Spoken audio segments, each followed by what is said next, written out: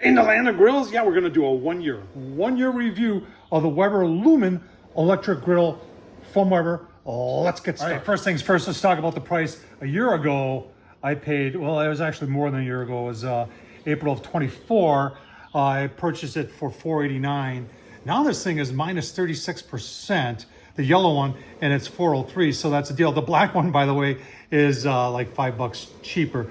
So I don't know if Weber's trying to get rid of these, but $403, considering what I paid for a year ago, it's a heck of a price. The attraction of these, a lot of people today are living in apartments, they're living in condominiums, and they may have access to outdoor space, like they have a balcony or they have a small patio or something like that.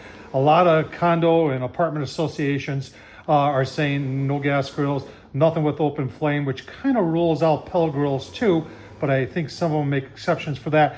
So that's why the electric grills are very popular. Now, a lot of people have asked this one question: can you use this indoors? No, this is designed for outdoor use. I'll see how it's paired up. I've done a fair amount of cooks on this.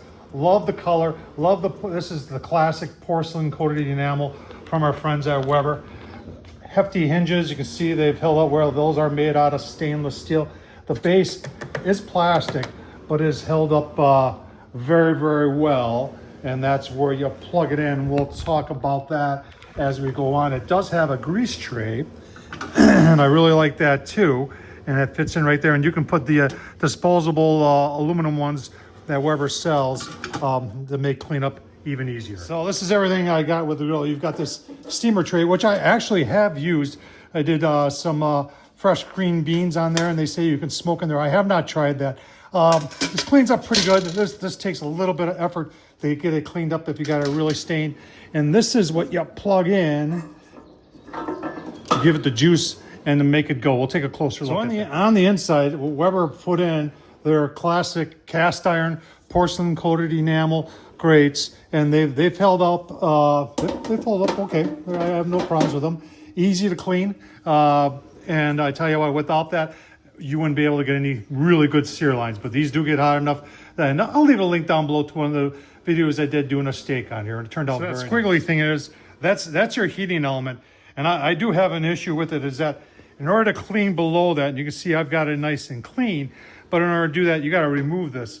And originally it came with, you had to take a screw out, 2 screws out. I replaced the screws with thumbnails, so I don't need any tools to take it off. Once you take those 2 off, then that pulls up, and then you can take this whole pan out and wash it, as you can see I've done.